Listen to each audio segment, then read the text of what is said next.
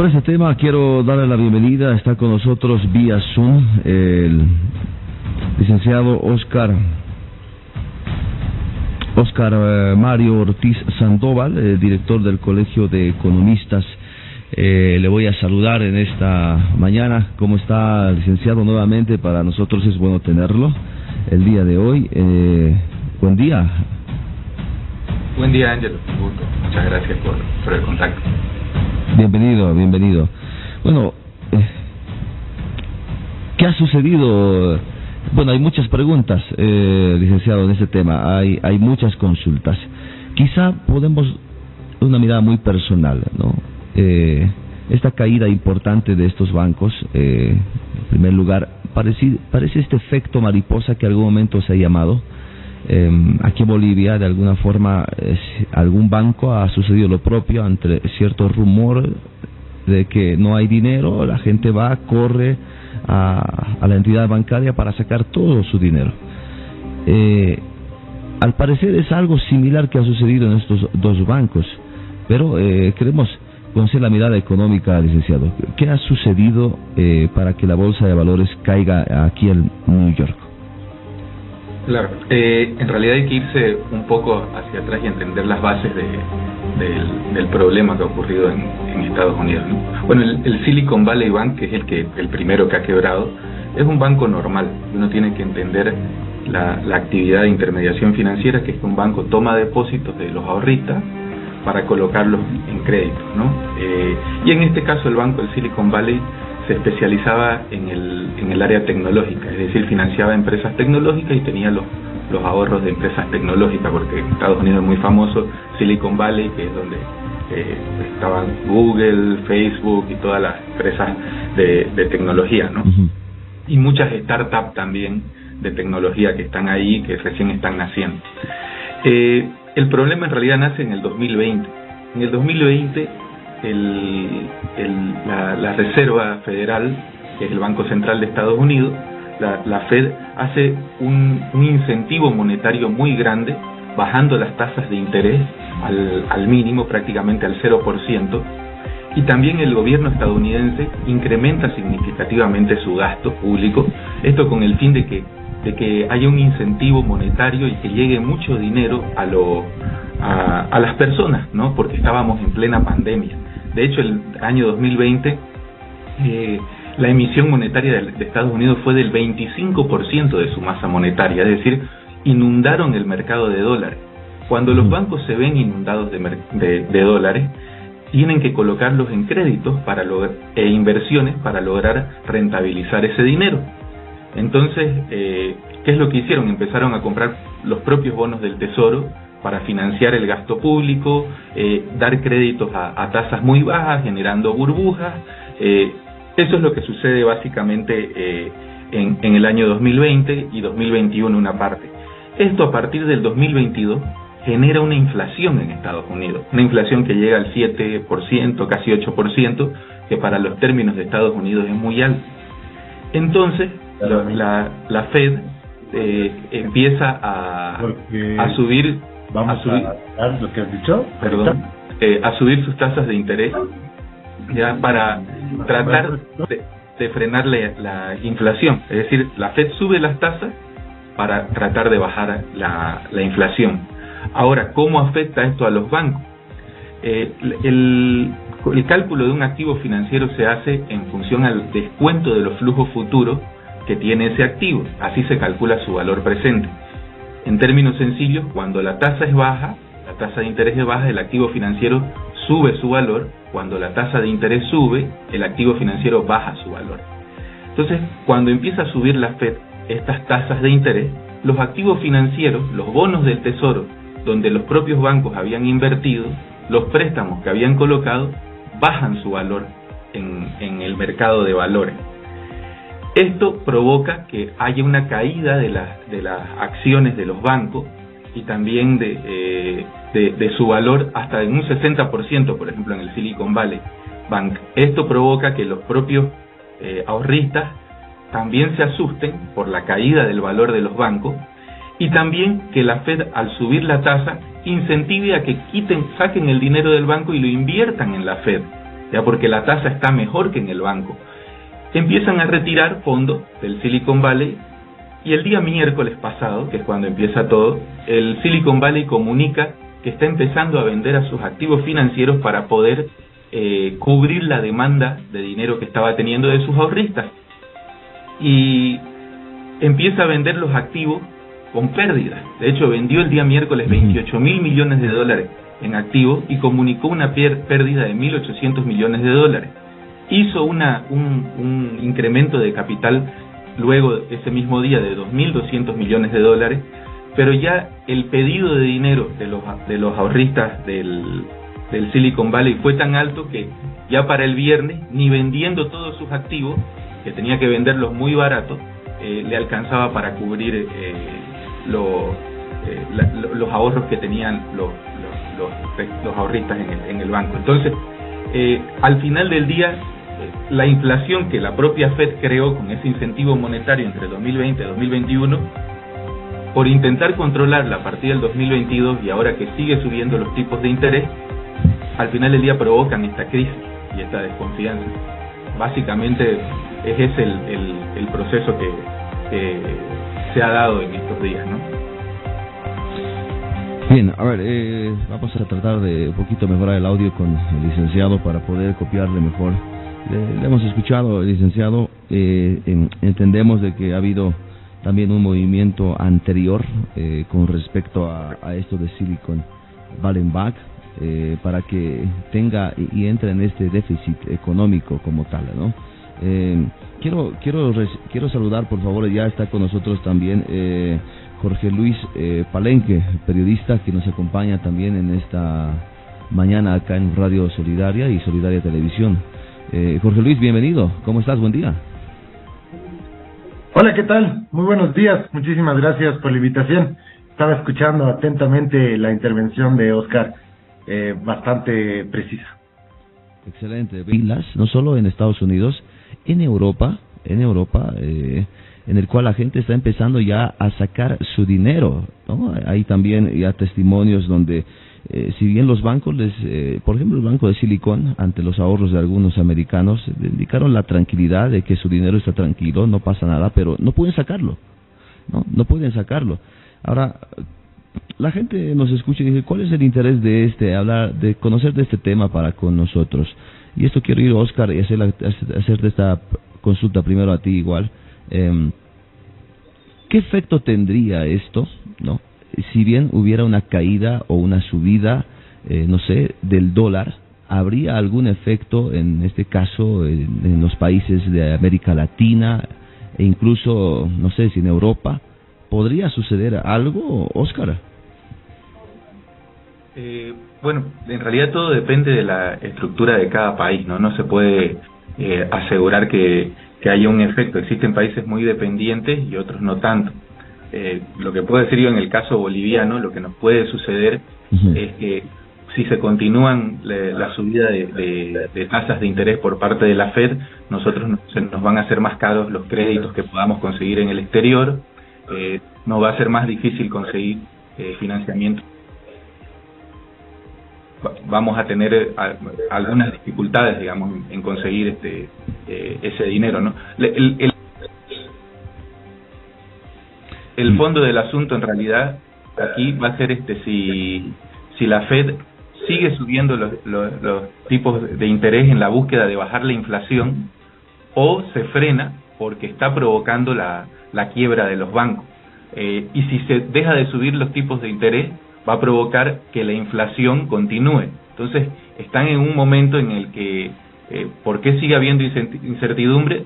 Porque tienen que decidir contra qué pelean, contra la inflación, que esto genera problema social, que se disminuye el valor del dólar al final del día y lo sufre la gente perdiendo el valor de su salario en Estados Unidos, o salvan a los bancos. Entonces esa es la situación en que se encuentra y todavía no hay nada claro de qué vayan a hacer, ¿no? Y en los efectos en cada país depende lógicamente de esa dependencia. Para Bolivia, como les digo, si sigue subiendo los tipos de interés, nos va a ser más difícil conseguir financiamientos en dólares, ¿no? Básicamente. Perfecto. Para esto, por favor, antes de ir a ti, Jorge, quiero saludar al senador Rodrigo Paz, que se ha incorporado también a esta sala de Comunidad Ciudadana. Director del Colegio de Economistas. Oscar, ¿qué opina usted sobre este tema? ¿Baja? ¿Sube? No, en realidad me adhiero a lo que dice Jorge Luis, totalmente cierto. En realidad el dólar sigue siendo la moneda fuerte a nivel mundial, es con la que se transa a nivel internacional para hacer compra y venta, es decir, exportaciones e importaciones. Ahora, el que suba o baje a nivel Bolivia, todo va a depender de los cambios que se realicen acá. Tienen que haber cambios estructurales para bajar nuestro déficit fiscal, liberalizar las exportaciones, permitir que haya una economía con un mercado más libre. En general es eso, hay que hacer cambios estructurales, no hay otra manera, ¿no? Nosotros necesitamos eso. La bajada de las exportaciones de gas han provocado que tengamos menos divisas, entonces por eso hay este momento que estamos teniendo, ¿no? Donde sentimos una falta de dólares, ¿no? En realidad se tiene que cambiar desde ese punto y no pensando en que si la Fed sube, baja los tipos, igual siempre va a ser el dólar la moneda fuerte, y nosotros va a depender de cómo manejemos nuestra economía para que logremos solucionar la falta de dólares. Y en realidad, si ustedes miran lo que sucedió en el Silicon Valley Bank, viendo en la práctica lo que pasó, es que básicamente la gente empezó a retirar dinero y, por ejemplo, en algunas startups, los inversores les llamaban a los gerentes generales y le decían: vemos que está pasando esto, retira el dinero. De lo que empezaron a saturar la página web, por ejemplo, del Silicon Valley, cayó el día jueves y no podían mover su dinero. ¿Por qué? Porque todo el mundo estaba en ese proceso, todos los ahorristas. Ese tipo de pánicos se generan cuando hay desconfianza en el sistema. En este caso, había una desconfianza en el sistema financiero norteamericano por todo esto que estamos hablando, la inflación, la subida de tipos de interés, ¿no? Entonces, cada lugar tiene que, en función de su gestión económica, es que genera la confianza, ¿no? Bien, estamos viendo a nivel internacional. Hay un comportamiento que sucede también en el caso de Estados Unidos, que la gente empieza a sacar sus dólares para poder, como coloquialmente decimos, está más seguro debajo del colchón. Está más seguro debajo del colchón. Lo propio, miren qué interesante, lo propio sucede acá en Bolivia y empezamos a ver esa mirada también. La gente quiere sacar su dinero ante de repente un rumor o capaz alguna alerta por parte de uno u otro, y empiece de alguna manera a sacar y a ver un quiebre, un posible de repente quiebre del Banco Fácil, en este caso acá en Bolivia, pero es lo que está sucediendo también en Estados Unidos con estos bancos que tienen también su movimiento, su modo de manejarse como tal. Pero quiero conocer la pregunta sobre este tema. ¿Qué es mejor? ¿No? Hoy parece que la mirada en los bancos, ahorrar y poner el dinero en los bancos, no parece ser ya algo seguro, no parece ser algo estable, ¿no? Esto es lo que de alguna forma empieza uno a ver y dice: ¿será seguro ahora ahorrar o tener mi dinero en el banco? ¿No? ¿Por qué la inestabilidad que se está mostrando? Hay algo que se llama efecto mariposa. Efecto mariposa, si la gente quiere ahorrar en los bancos, porque los americanos están sacando su dinero, claro, no todos, pero ante esta mirada están sacando. Los bolivianos están sacando su dinero. ¿Dónde entonces ahorrar? Este efecto se está incluso yendo a otros países, se está yendo a Europa. Hay esa mirada. Entonces, yo quiero, por favor, para ir cerrando también, porque esta consulta es importante, porque la gente necesita tener de alguna manera una estabilidad en su economía, y cuanto más si tiene ahorros dentro de una entidad financiera. Por favor, el director del Colegio de Economistas, Oscar, ¿qué es ahora con esta mirada? ¿Dónde es seguro de repente tener el dinero? Bueno, primero hay que tomar en cuenta lo que es un banco, ¿no? De fondo, los bancos funcionan con lo que se llama reserva fraccionaria. Es decir, que los ahorristas cuando ponen su dinero, no es, por decir, ponen 100 bolivianos, no es que el banco tiene los 100 bolivianos. El banco se queda con un porcentaje que uno establecido por el Estado, que es el encaje legal, y con otro margen para seguridad que le permite responder a las necesidades de liquidez de los ahorristas. Es decir, en la cuenta de las personas va a aparecer 100, pero probablemente 70, 80 bolivianos el banco ha tenido que prestarlo, porque ese es su negocio de intermediación financiera, y por eso también le pagan una tasa de interés al ahorrista, cuando tiene caja de ahorro o cuando lo coloca en un depósito a plazo fijo. Ahora, normalmente el banco coloca los préstamos, si ustedes se fijan, son a largo plazo, 20, 25 años, en el caso de un crédito inmobiliario, en el caso de un crédito vehicular, están a 5, 8 años, y las cajas de ahorro son depósitos que se le llama a la vista, que son de corto plazo. En cualquier momento el ahorrista puede ir y retirarlo, ¿ya? Ahora, cuando ocurren rumores y provoca que la gente vaya y retire masivamente, pone en dificultades al banco, que hablábamos del ejemplo del Silicon Valley Bank. Por los volúmenes que le exigían, tuvieron que vender los activos que tenían a precios muy bajos y no lograron responder a la solicitud de los ahorristas. Eso le puede pasar a cualquier banco, en realidad. Entonces, todo depende del nivel de confianza que se tenga en el sistema financiero y cómo reacciona el Banco Central de cada país.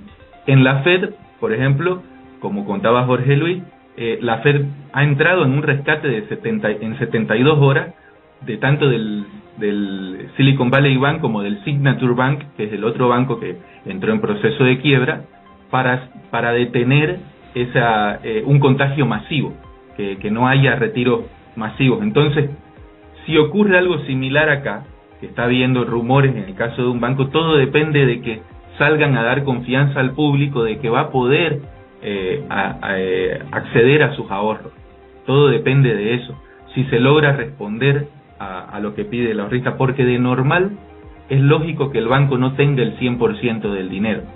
Es un tema de confianza de la economía y hacia la entidad y las instituciones de esa economía, ¿ya?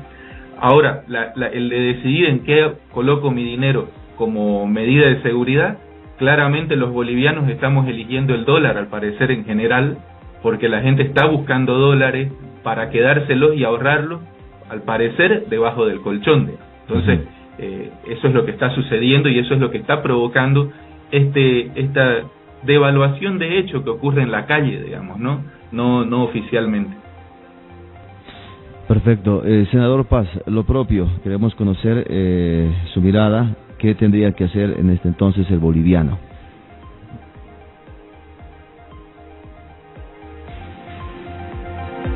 Me quedo con la última expresión que ha dado el director del Colegio de Economistas, que ya le están poniendo término, ¿no? El colchón bank. O sea, Pues tengo lo que decía el senador, quizás utilizamos esas palabras, el colchón bank. ¿Habría alguna consecuencia a futuro, Oscar, que el dólar esté, por no decir dormido? No sé, me animo a decir alguna inflación. Para cerrar, Oscar. Bueno, en realidad la consecuencia que ocurre en el presente son de medidas que se hacen anteriormente. Yo hablaba, por ejemplo, en el caso de Estados Unidos, que esta caída de los bancos fue por la expansión monetaria que ocurrió en el 2020-2021, que generó la inflación, y esta subida de tasas de la Fed ha provocado que los bancos caigan y la burbuja se reviente, porque cuando se hacen incentivos de ese tipo, genera eso, ¿no? En Bolivia tuvimos ese tipo también de incentivos con tasas controladas. Fíjense que hay créditos a bajas tasas, que yo sé que a las personas a nivel individual les caen muy bien, sin embargo a nivel macroeconómico incentivan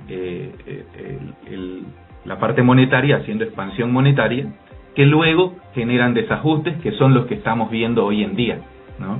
El guardar los dólares no necesariamente va a generar inflación, no va a generarla, porque la inflación es un fenómeno monetario, tendría que ser que el Estado esté emitiendo boliviano sin parar, y es lo que decía el senador Paz, estaba comentando él, de que las tasas del Banco Central han subido para detener un poco el boliviano y sacarlo del mercado. Entonces eso provoca que no se suba tanto el dólar y no haya una presión inflacionaria.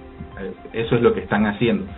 En el fondo, lo importante son las instituciones. Nosotros lo que tenemos que salvaguardar es las instituciones, la justicia, la libertad, el libre mercado, y eso es lo que hoy por hoy en Bolivia hay demasiadas regulaciones en todas partes y no se logra que fluya la economía, ¿no? Entonces, el hecho de que la gente guarde su dinero es que está haciendo sus dólares una de las razones por las que se utiliza la moneda. Son 3 razones, que son para hacer transacciones, para medida de valor, es decir, que a cuánto cuesta algo, y la tercera para reserva de valor.